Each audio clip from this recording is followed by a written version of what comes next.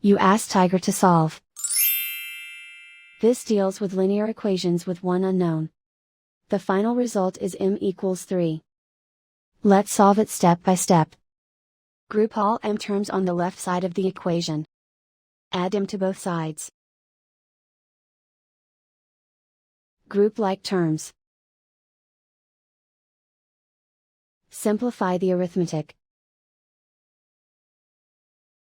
Group like terms.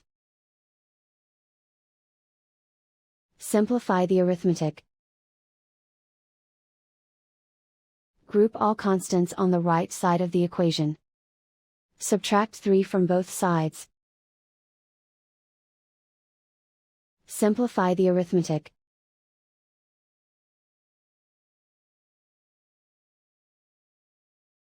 Isolate the m. Divide both sides by 4. Simplify the fraction. Find the greatest common factor of the numerator and denominator. Factor out and cancel the greatest common factor. And so the final result is m equals 3.